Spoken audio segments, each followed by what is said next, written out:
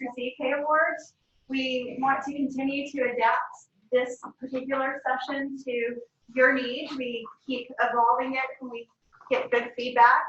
As I mentioned earlier, one of the things that we did do is we changed the time that we start.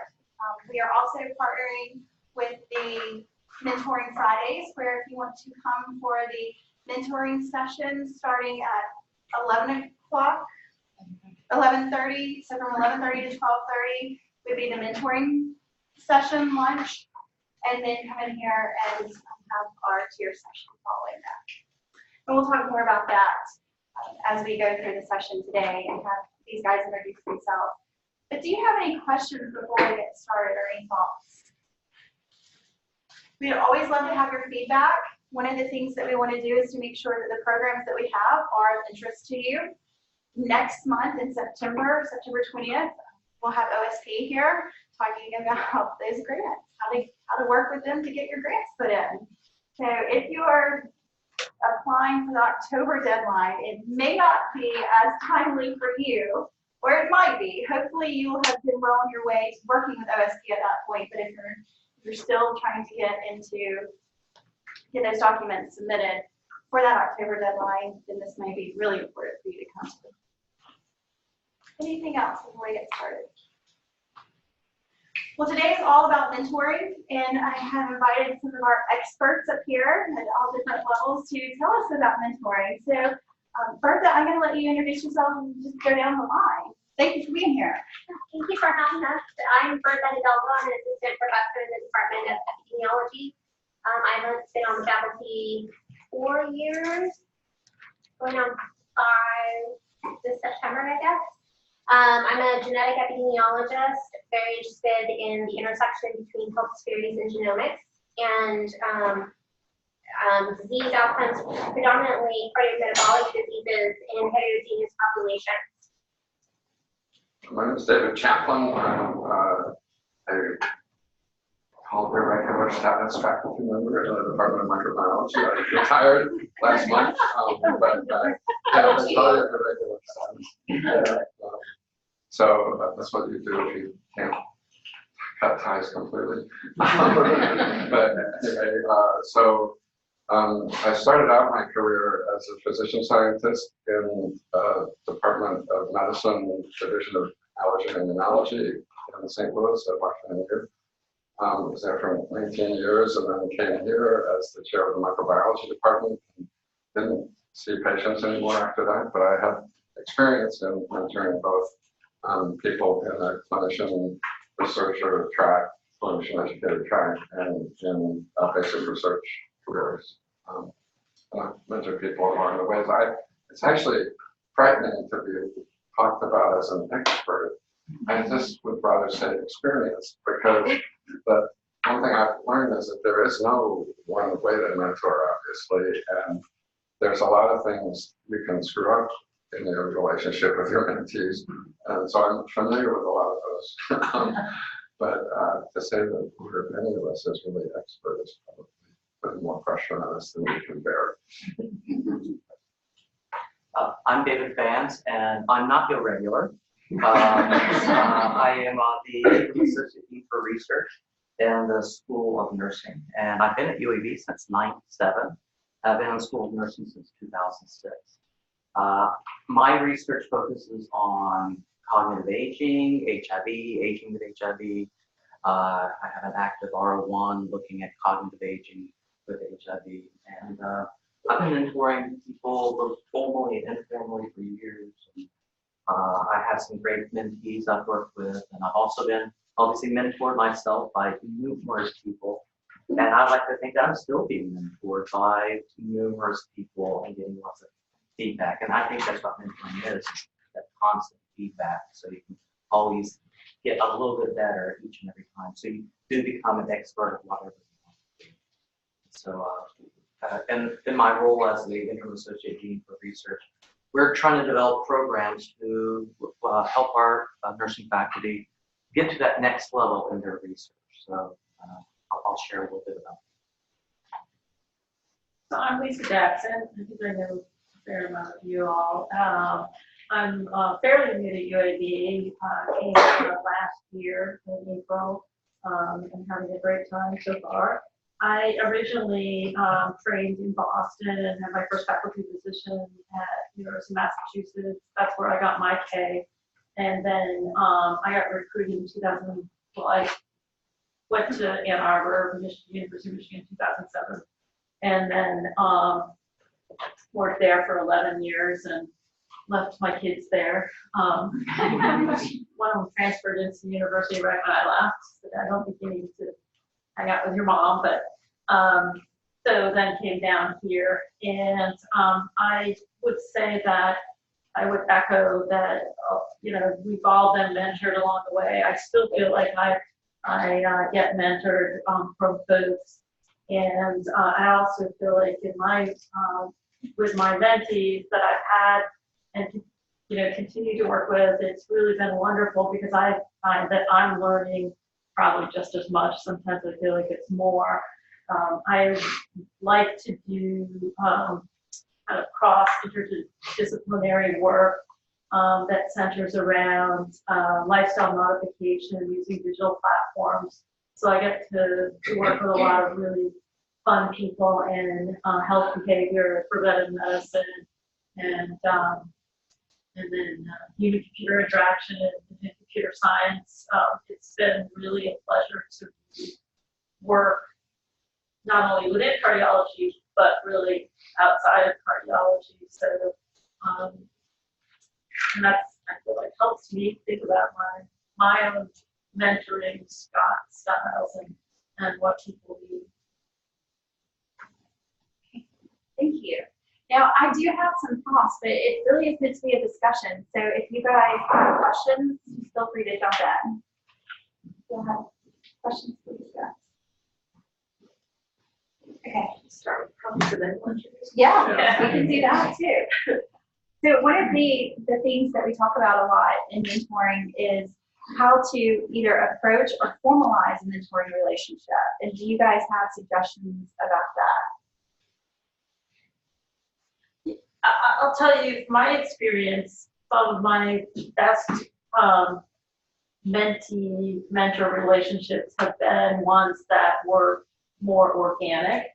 American Heart Association has tried to have different levels of mentoring that maybe are a little bit more formal.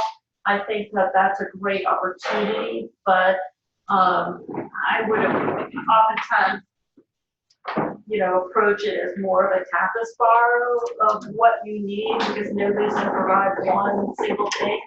And so, having participated in some of the more formal ones through our society, I think that they're good, but they're not going to solve everything that a mentee might need. And so supplementing that is great. Some people like come and just want to have a conversation every once in a while, and, just to get a different view of things. While other people, it's really more of okay, let's sort of formalize and help, with scheduling and how are we going to get you to your goals. So really thinking inside the box and outside the box. When I started, I thought it was like, something that is very formal and you have a scheduled meeting and. Okay. I'd actually be curious, though, amongst this group of us and you guys, whether you think it's crucial that the relationship be recognized as a mentoring relationship specifically, or whether it's just okay to have some sort of somebody I touch base with and get their feedback from. And I think over the years I've gotten a little more formal about it, feeling like there's more of a sort of contract is sort of a strong term, but at least there's a recognition that there's expectations of the relationship, if you call it a mentoring relationship, that may not be there if you keep it very casual. So I don't know, that others have experience with both kinds of. I've experienced both kinds, and I'm more of the camp of the organic flow mentorship style. One of my first mentees I got my first RO3 and I thought I was a Rockefeller. So I was just plugging along with my research, and she just came up to me and said, "Hey, I want to work with you." And I'm like, "Why do you want to work with me? I'm an assistant professor. I don't have anything to offer." But in her eyes, I did. And we started just working on papers gradually, back and forth.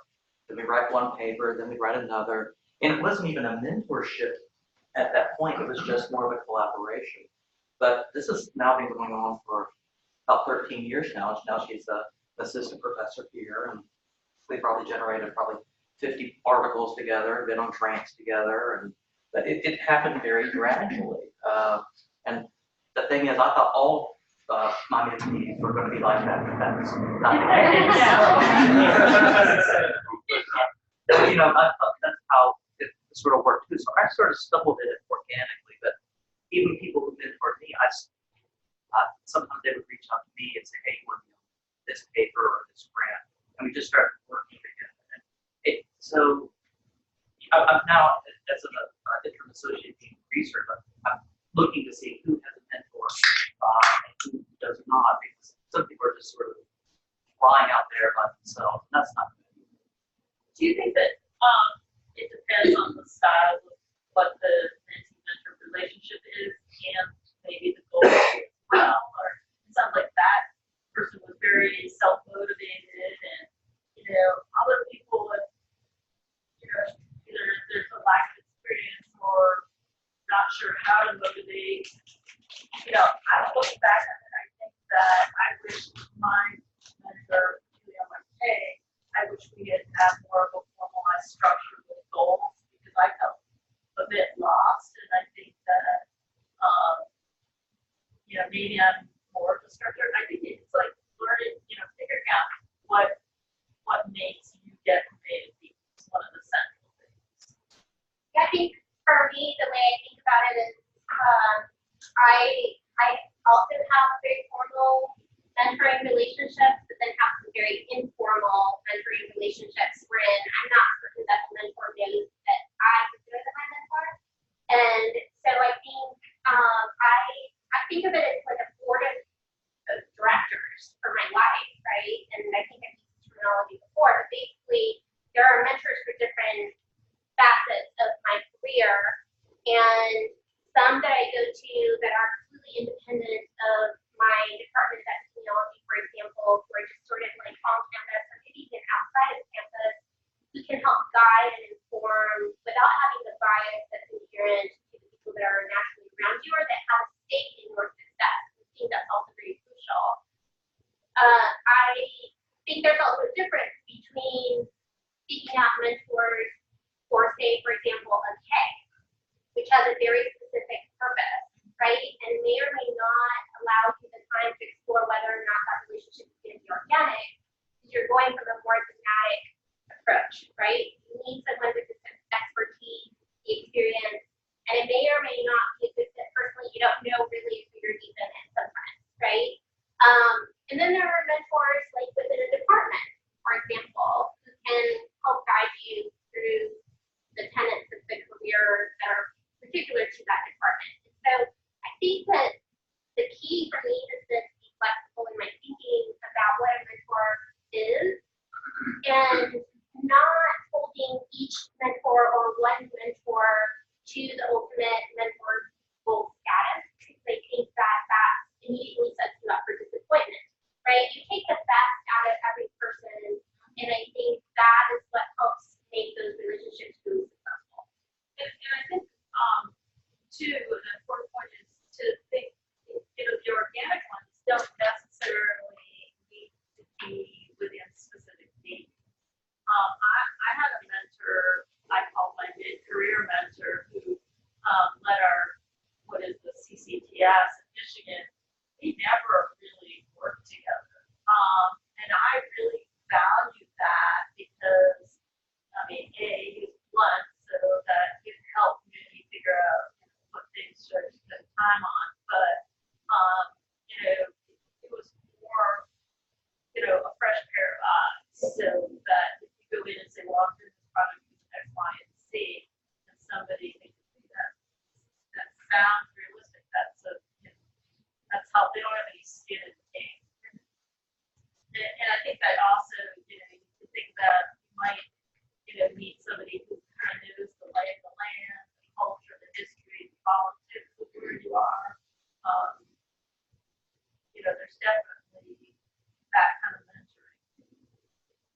think it's important to remember that a mentor is not one-stop shop.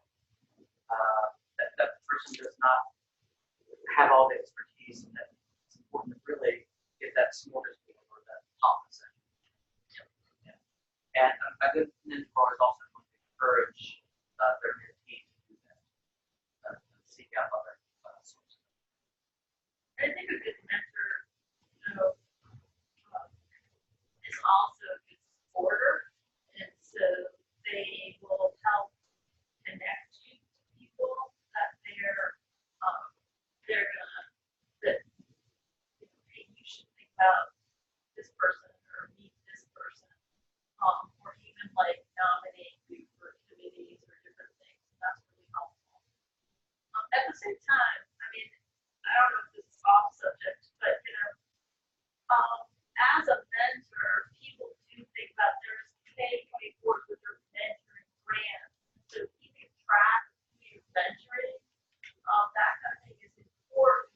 I wish somebody had told me that, and I think that, again, that's, where maybe some of the organic ones aren't going to help you obtain like a K-24 or other kinds of things. So as a mentee is looking, for mentors, you need to know that they need to get something out of it too. Because I mean, when you're not getting effort or time, it's a lot of work. And when you're trying to put in your own grants, it can get to be pretty time consuming. So, David Chaplin, could you elaborate on the question you asked? That was a really good question in terms of how structured versus unstructured, formal versus informal. And I've made a lot of observations the last few years in training academies. I'm just wondering if you might share just the genesis of the question, and I would love to hear some opinions from folks around the room. I feel like it's interesting. Again, my observations, very different opinions about, and even reading, K grants and panels and things. So I wonder why you asked that question, and would love to hear insights, just perspectives from some of the folks in the room.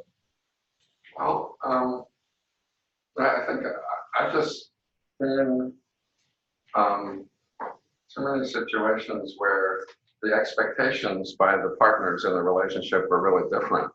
And to me, one of the worst situations is if the mentee thinks they have a commitment from the mentor, and the mentor really doesn't have the time to be a real mentor to the person, doesn't, I don't know, I mean, I think it's a significant, to me, it's a significant commitment to agree to be a mentor for someone, because you have to be ready to address issues when they come up rather than when they're convenient.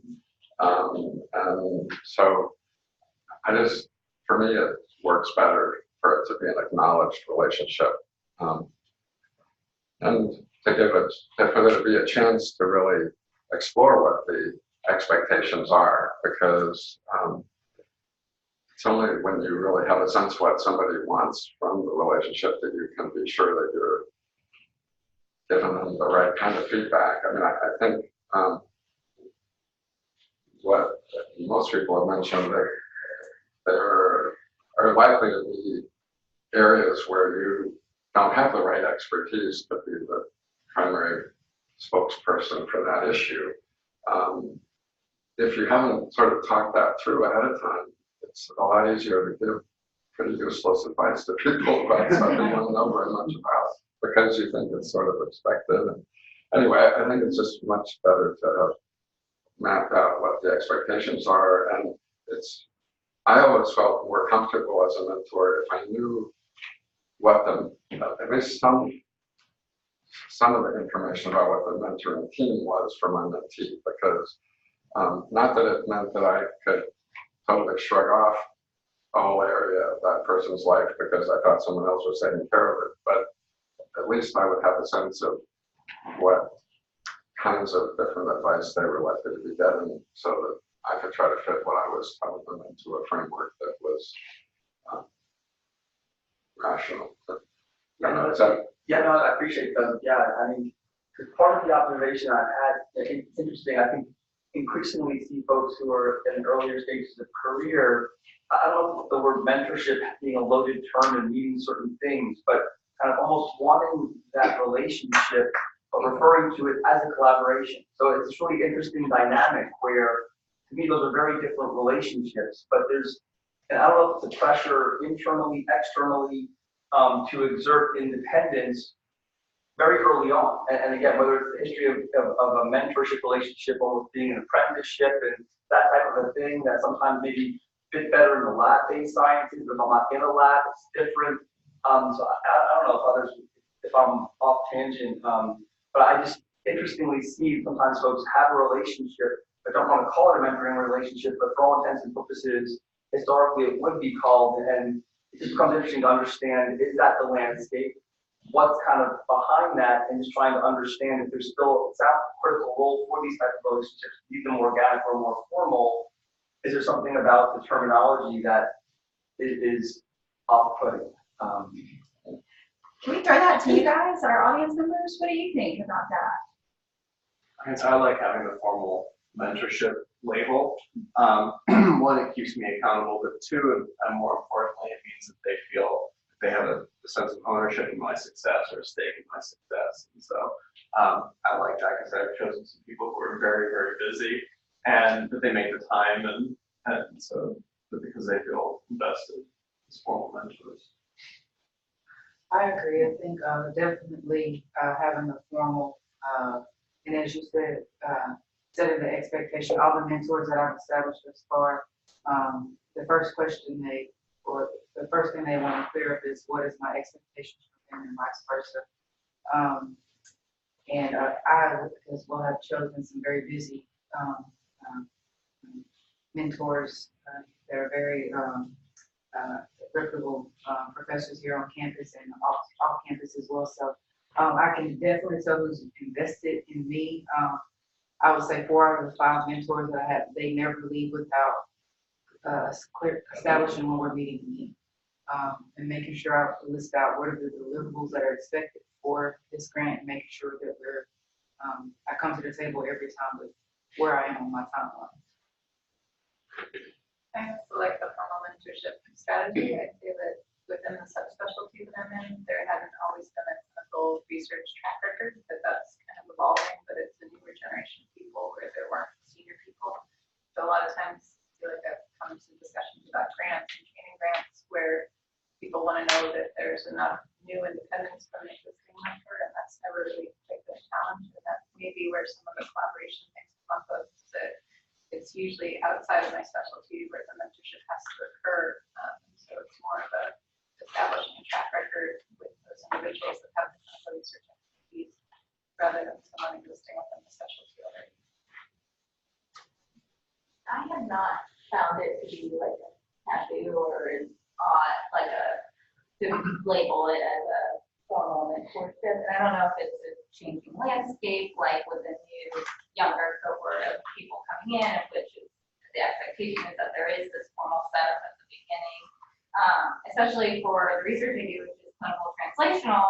But I also, see patients. I feel like I see also mentorship on both sides, like the research side and running a lab. And I just took on a postdoc and a couple graduate students. So also trying to navigate that as a mentor and running an actual lab, but then also I have, clinical students who come and rotate with me to see patients. And I feel like the mentorship is formal, but is defined obviously very differently. But I feel like every time one comes to me, they are very specific and they're about discussing what their goals are for the mentorship relationship. And I feel that I do the same when I'm reaching out to my mentors too, to have an understanding at the upfront and at the beginning of what's expected. But I did in my K put collaborators, and in a way it is a mentorship because they have a skill or something I'm trying to learn or something I'm trying to develop, but it is less that, I guess when I made the distinction, it was more that those mentors were guiding me into kind of this career path as opposed to teaching me a specific analysis or a specific skill. And for me, I had labeled them as collaborators on my grant because I was going to train to learn a very specific skill with them, and they were going to help me with specific analyses, but then I have an overall mentorship team who's really guiding me in my career path moving forward. So I don't know if that kind of gets a little bit of that. So in general, coming back to that question, have you guys started out as collaborators that have evolved into mentoring relationships? Have you entered into a relationship asking for advice about something or collaborating on something that then formalized? That, and then what experience do you guys have as influencers around? More, I mean, it kind of depends on what the, you know, the goal is. It's more of a, you know, T32K type thing. It's going to start out as a mentoring type thing. I think that that's probably more of what happens. Somebody comes and asks about being a mentor or a mentee for you. I have had in my own experience, I think kind of what Emily's talking about, where, you know, there wasn't really anybody in my division doing what I was doing. So I actually feel like I collaborated and got more from an investigator in family medicine who was interested in the same topic. We happened to have very similar case.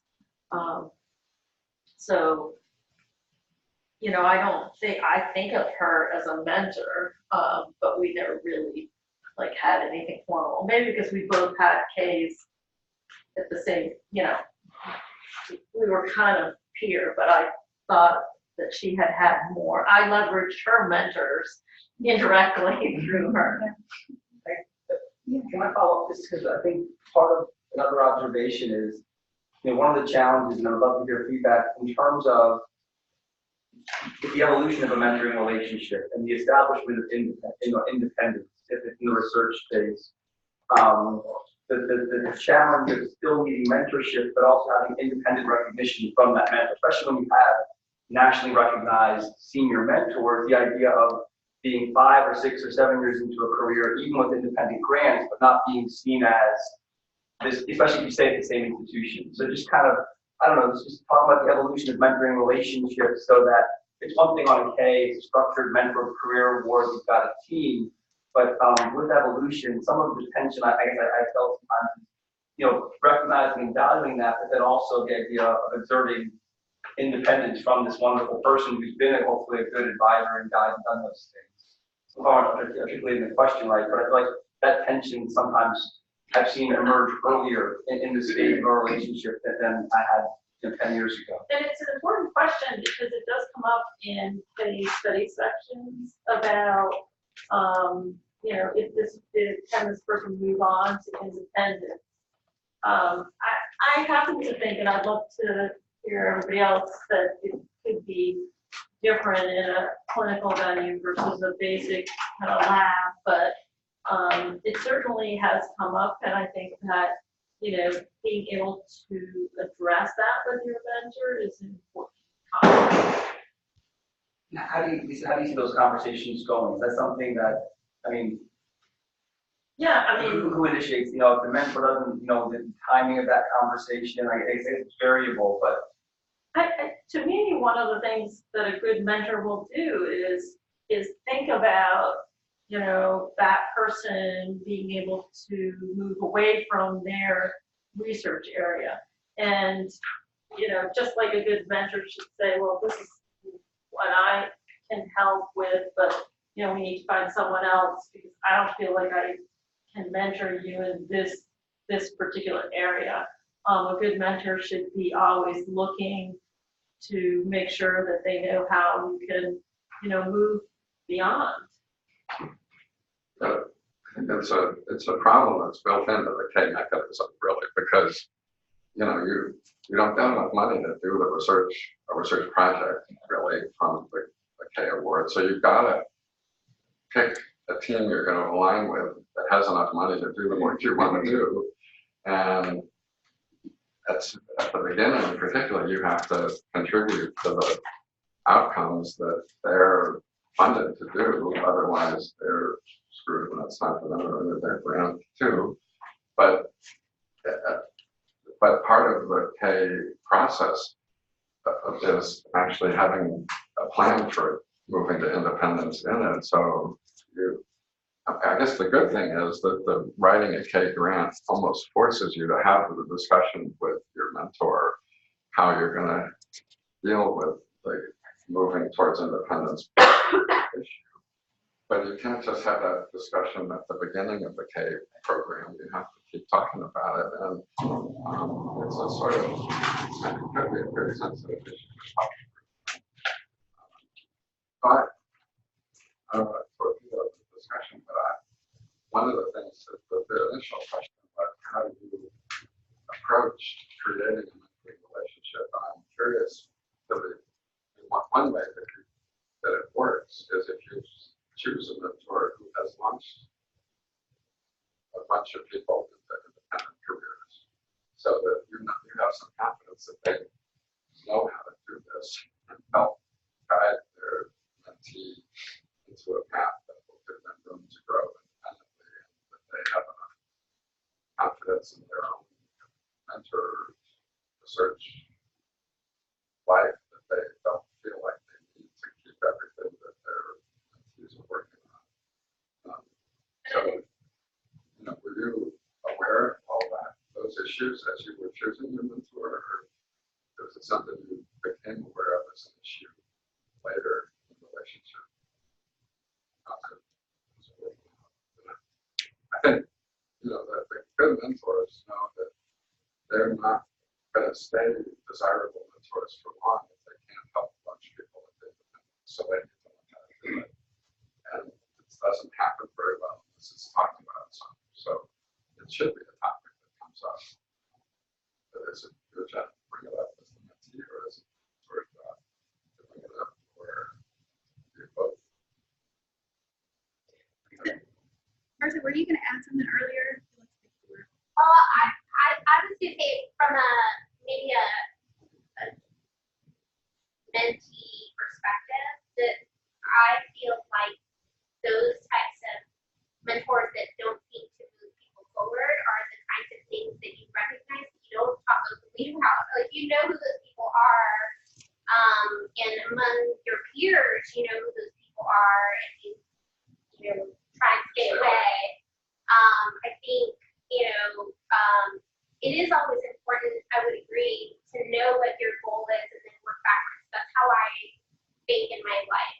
This is where I want to go, and then what's it going to take to get me there, or who is it going to take to get me there? And then that's how I sort of navigate my way towards that goal. And I think sometimes you fall into situations where you don't know that it's going to be a bad mentoring relationship.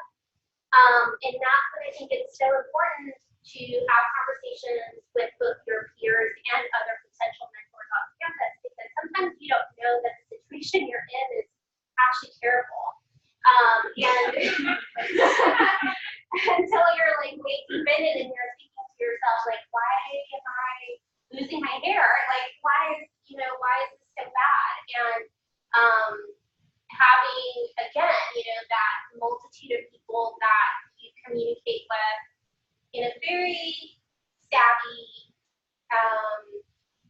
almost political way, right? Because I think that, you're at an institution and everyone knows each other. And so I think that never talking badly about anyone, but really trying to find a way to say, like, this just doesn't feel like, fair. And, I want to explore new avenues of research or collaborations or what have you. And I think that's one way to sometimes figure out if there's a way out and move forward. And if it's a good mentor, and I know what silicon speaks is because of my expertise, but they want to study it slightly differently. We'll of course go for that because, that's a way for me to learn more. I think sometimes mentees might be afraid to approach the mentor and say, I want to do something. Yes. As a scientist, I'm like, oh, that's fantastic. Go for it. And I'll support you as far as you can go on that journey. So I think that's important to keep in mind, because I think sometimes we look at our mentors and that they're so way up there, but they're really just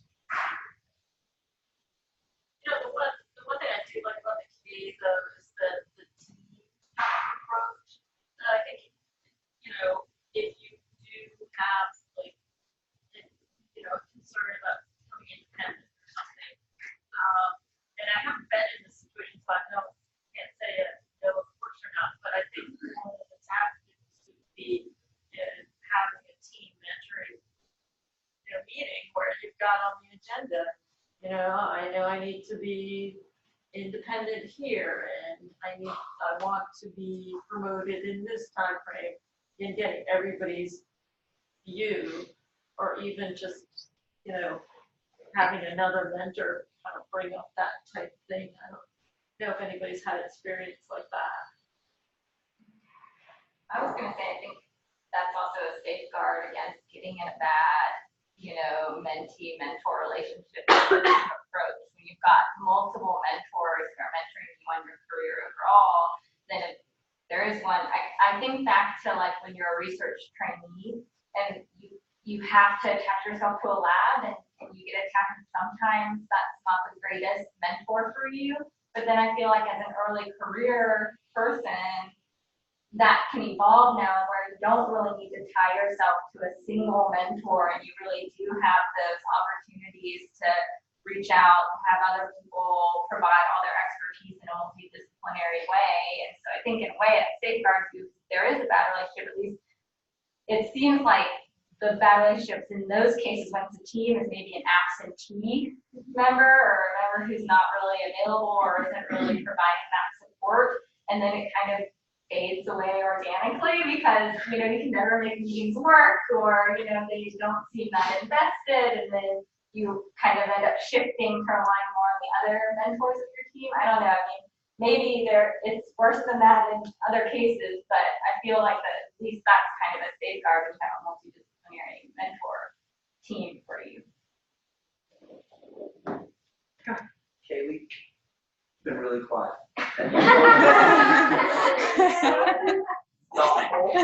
You made me rethink work-life balance. Now I think work-life integration. So I've learned a lot. You don't have to say anything right now, but I just am curious in terms of as you're sitting and listening, just kind of what's running through your head. What's running through my head is the word good mentor, like triggered me. I'm like, what is a good mentor or a good mentee? Because I feel like I've been in mentorship relationships for a long time, but I feel like I'm still learning how to be a good mentee. I'm sure that's probably also true with the experienced mentor comment earlier.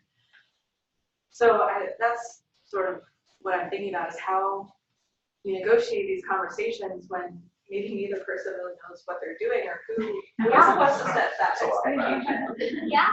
So thinking about how it happened for me and how I negotiated that with my mentor, like how I was going to work with him, but also navigate my own area of expertise or whatever. And I'd like to say, like, yes, I brought it up, but I really don't remember who brought it up.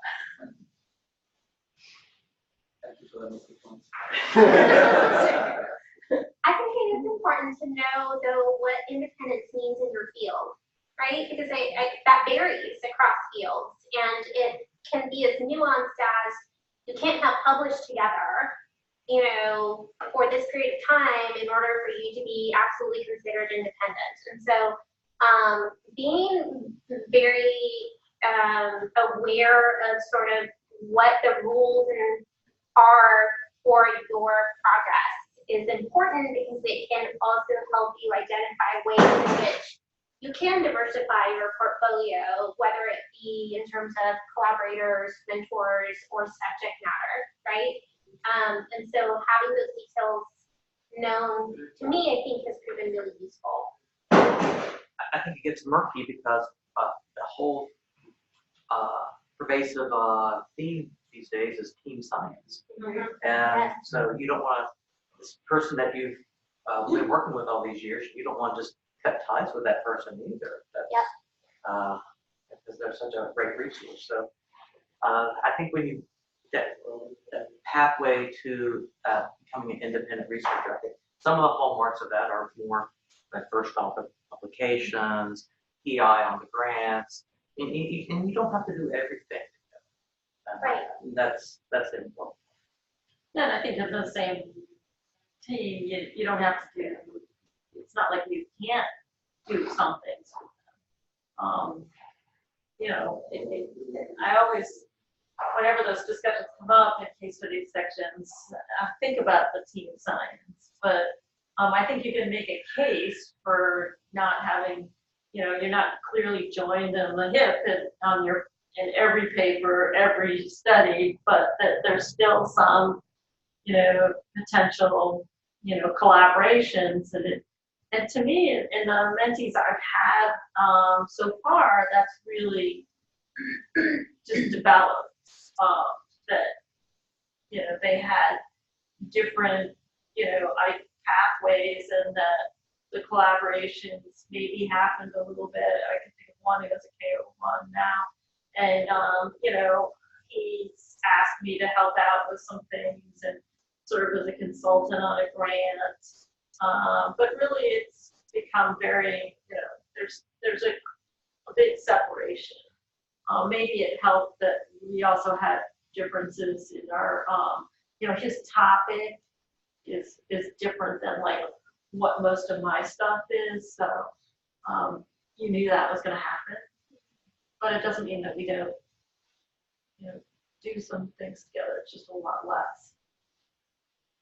I'll ask one more question, and I'm quite thankful. Then we could come on. I want to go back to Yeah. I mean, this idea of, is there a good mentor? And I would argue there's not. I mean, I've seen some people that have been a good mentor to someone, and that same person with that same style has been a terrible mentor to someone else. And they're the same person, and it's not judging them as a person or a mentor, but that part of it is characteristics and match and what folks need from each other. I've seen more directive styles of mentorship that really don't work for someone that is much more independent and doesn't want that. But for other folks that really need more direction, I think I would suggest there was really a good mentor, a great mentor, would be someone who was so talented that they could differentially be directive with someone that needed directiveness and be more, flexible with someone. I mean, I haven't met that person. It'd be amazing. I would love to be that person. But I feel initially with my style with some folks, it wasn't a good match. And I think to learn that and have that conversation and say, it just seems like our styles aren't a good fit. But I would challenge the notion of this idea of a good mentor. I think it is about each dyadic relationship or team relationship. And I think I can't emphasize how I think that's so important. I think a lot about my communication style, and with some people, and other people, I don't feel like I have to as much. And I like working with really blunt people. I'm really blunt. And I just, sometimes I feel like the science is there, the methods are there, but for people who maybe are less blunt than I am, not talking about you, by the way.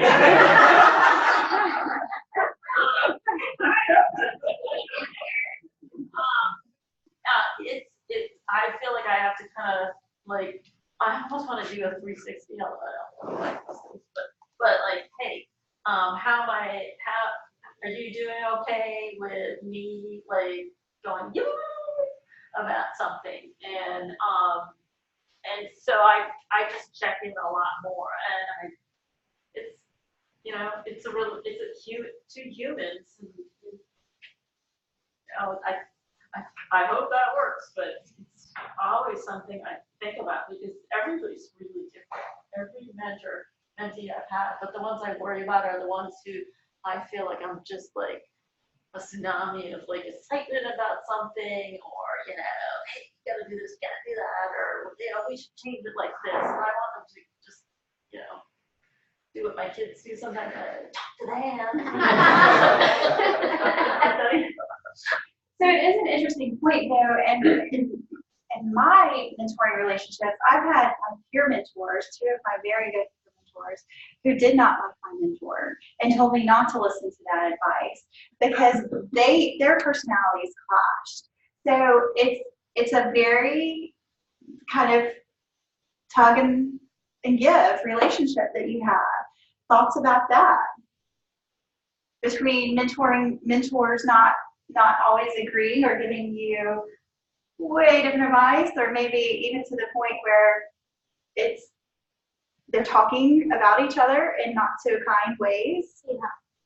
I was just going to make a comment that I think, just to play devil's advocate, that a good mentor is someone who is cognizant and recognizes that their personality doesn't fit with everyone and can have those types of frank conversations, is okay with bringing up to the mentee, hey, I'm checking in, is the way that I'm doing things, the way that I'm delivering information or giving advice to you, is that something that is, helpful to you, or are our styles will feel like they're clashing? I mean, I think about from a clinical standpoint, clinical supervision, they talk about the idea of a developmental approach to supervision, or a developmental approach, like meeting the trainee where they're at developmentally, which also means where they developmentally, personality-wise, with receiving feedback and receiving critiques and criticism from the mentor. So I would say a good mentor recognizes that they aren't going to have a good fit with everybody, and there are going to be some people where personalities clash, and being able to navigate that. So I don't know. I feel like there is probably sometimes that team mentoring can be helpful too. I recall, I forgot about that. I had a master's level medical student, then did a master's in research, and this guy, he really could not wrap his head around qualitative research. It was like, it was just, he really didn't want to do it. It really was central to the project. Anyways, but long story short, I just felt like I was not going to be a good mentor unless my friend Carolyn, who was very analytical and we worked really super well together, we would, have a couple of meetings with this kid and the two of us, and that really helped me, not want to strangle him. Sorry. I don't think I'll be the only one that's felt like that once in a while, and it was productive, and I definitely knew. I mean, I basically said, you gotta work with me so we can, get something done, and it was helpful to, it's like putting two colors together and it not overlap and make a third color, but that, if you've got a yellow and I don't know, whatever color, it's going to change how you visualize the yellow. That's the way I felt. It helped me change my color. I don't know if anybody else has done that, but definitely helps. Well, I think that's what all the dissertation committees are like. And you have all that expertise right there, and that's probably a good way to think of the mentoring process. Because, and even on the dissertation committees, sometimes they don't get along. Yeah. Yeah. Had a couple of days. Yeah. Other thoughts?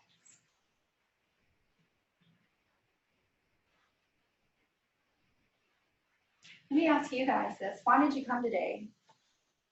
Because you got an email from Sean saying you have to be here? You were really hoping to hear something in particular. Strategies to help maximize to get out of the relationship. Okay. So strategies to help maximize your mentoring relationship. Okay. I'm interested in just making sure, because I think I'm early stage, so I don't know the things that I don't know. So if there's other networks, or I'm interested in like program with other programs here on campus that can also be informative to me in my statement.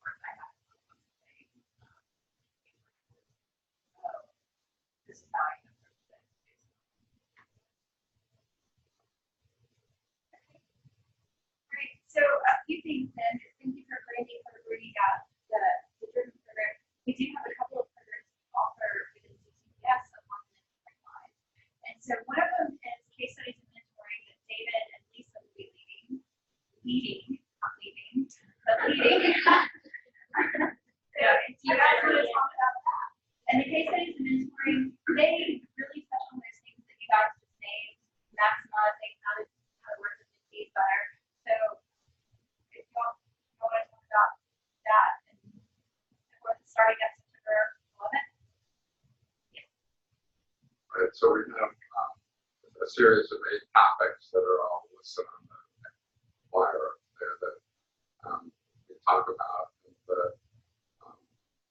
we use a case-based approach to sort of the discussion.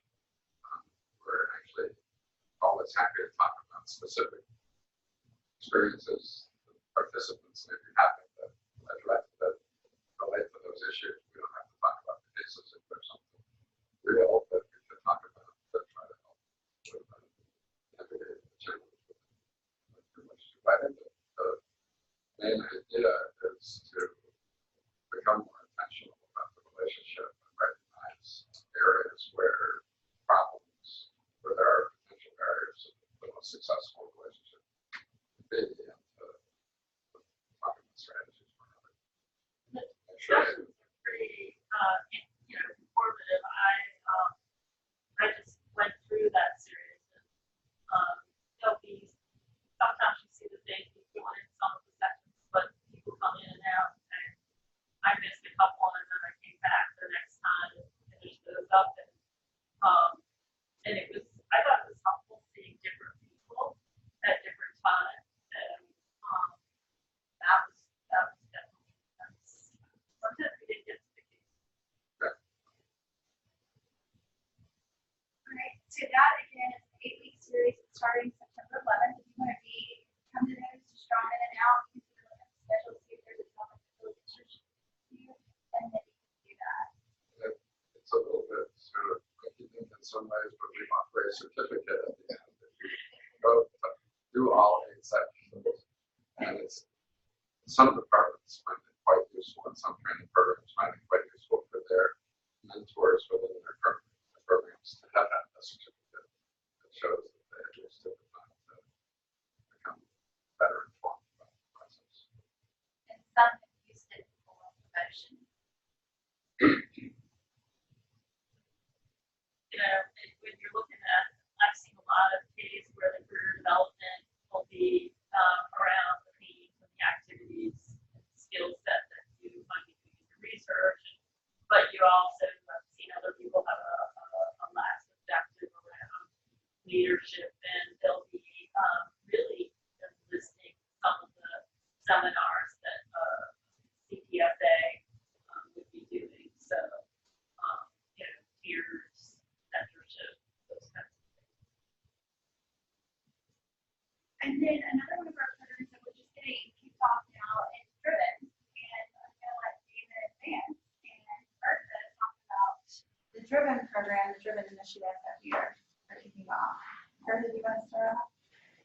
Sure. So part of what we're attempting to do is identify opportunities, both in terms of awards, but also research grants, for example, also promotions, but maybe more so like through organizations and so forth that are out there and that not everyone may be knowledgeable about. And so creating somewhat of a database so that this becomes a resource for individuals on campus, where we can say, for example, if you're in your first year on the faculty, these are all of the things that you're eligible to apply for, and would you be interested in this? And really, I think at the end of the day, it's not only providing you with the information to help launch your career forward, but also providing an opportunity to gain more visibility for UAB and augment its reputation nationally. So I think that's mutually beneficial for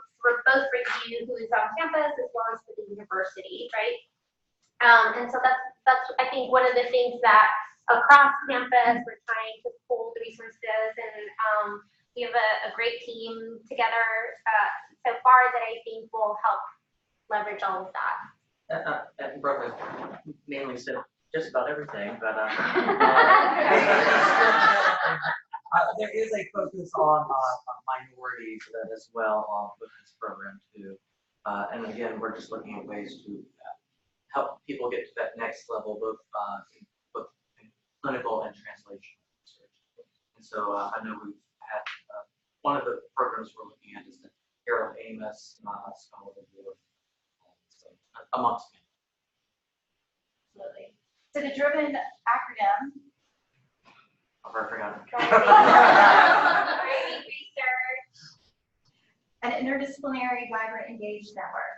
So creating a network both for mentors, which David is part of our advisory team, being one of those mentors to this network, and then a peer mentor network too, which Bertha has really taken the lead with that, along with Greg Payne, who could not be here today. He was on the flyer. You may have seen his picture in the elevators, but could not join us at the last minute.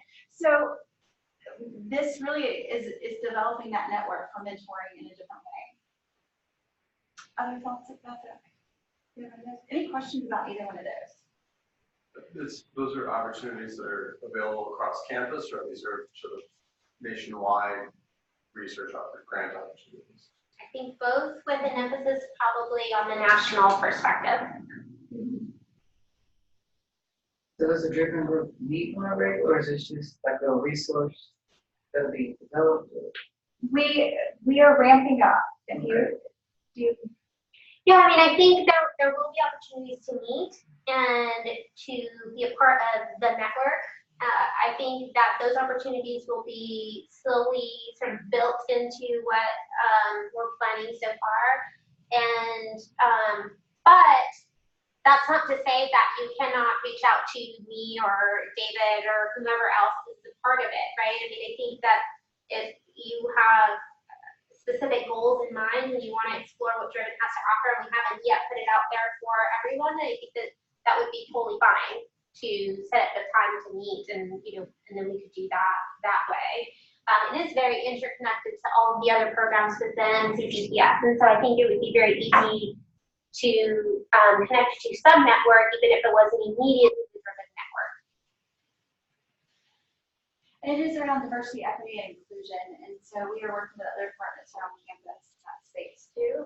We work with the NHRC and Monica Wide, and are continuing to build out that program as we see how the support is going. Aaliyah is working with us a lot with that program. As things come down the pipeline, as we hear about the Amos Award and other foundations, do you remember any of the other, Lucy? So Doris Day. Is there Doris Day? Doris Day. Doris Day. Yeah. Doris Day.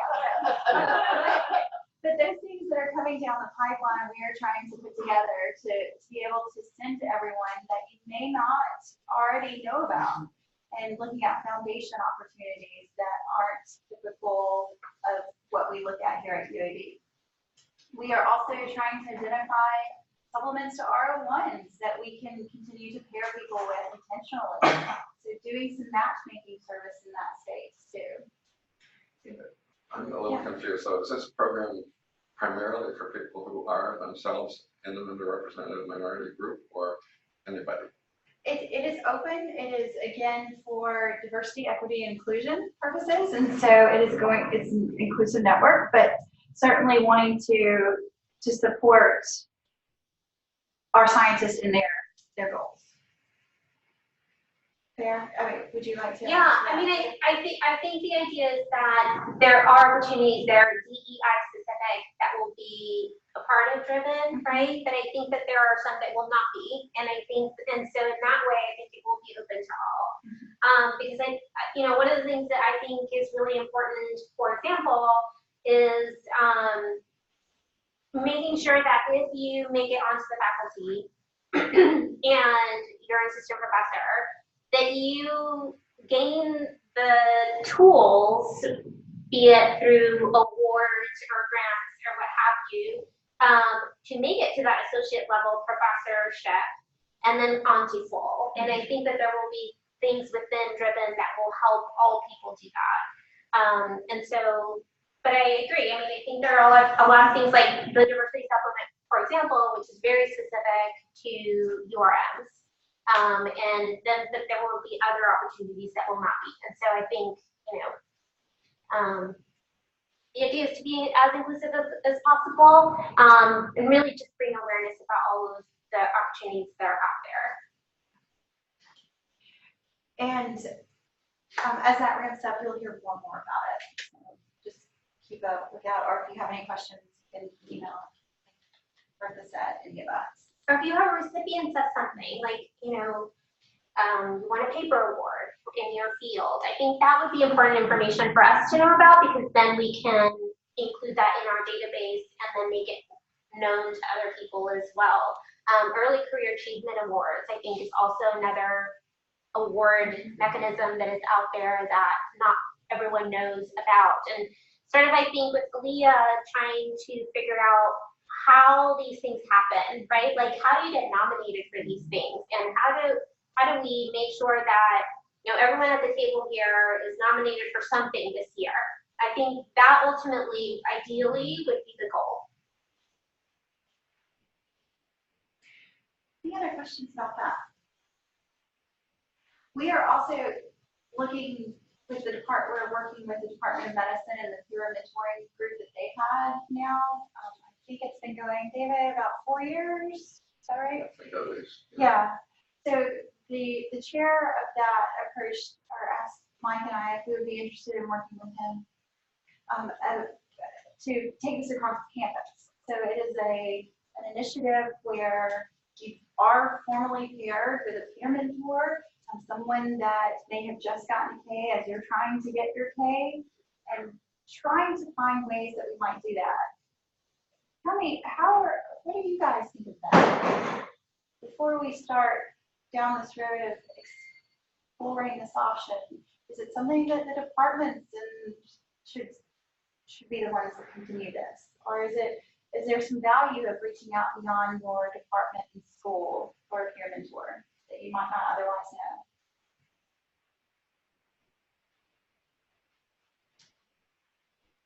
Does everyone have a K? Yes. No. Okay, so yeah. So. I mean, I do think like that has been one of the things I've gotten a lot out of, like Rick, where like just identifying other people on my same stage who are working on similar things. That's what Across different areas. Yeah, I'm wondering what that organization will add to, say, Grit or this. And that was our connect point. That was why we started having these conversations. If there are ways to expand what DOM is doing in peer mentoring space and the ways that we are doing it in Grit to reach a larger audience. I think to me, Grit seems very prescribed, right? Like you are all working on a grant, for example, and you may or may not know or learn from each other about some of the things that are nuances to either being a K awardee or starting your K. Like when I started my K, I didn't know how to hire people because no one had taught me, what the hiring process was like.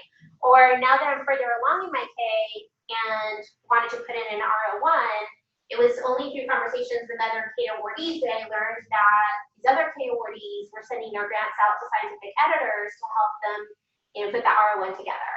And like, who was the scientific editor and how much were you paying them and where was that money coming from? And I think these are all things that you learn through these conversations that I think through something like a peer group, you might learn that are outside the scope of normal didactic interactions. Well, I guess that's an oxymoron. If it's didactic, it's not interactive. That is fair, but then there are things that are department specific, so as much as possible, matching people by department seems. Yeah. Or just having a group, I don't know. Well, I mean, I like the fact that it's, the potential for expanding because, yeah, there definitely are things that are specific to departments, but then, you get a lot out of working with other departments. Yeah, a lot of departments are too small. The elements of our building. I mean, nobody, I feel much more like I have a secondary appointment in preventive medicine, but I definitely feel like that's the place I go to talk about the proposals I put in because nobody puts in those kinds of proposals in cardiology. And I'm used to that. It's, Michigan, it was family medicine that I went to. I think a lot of the skills you described are really excellent, and you're right there with the deficit in terms of I don't know any of those things. But conversely, when I've asked, especially about some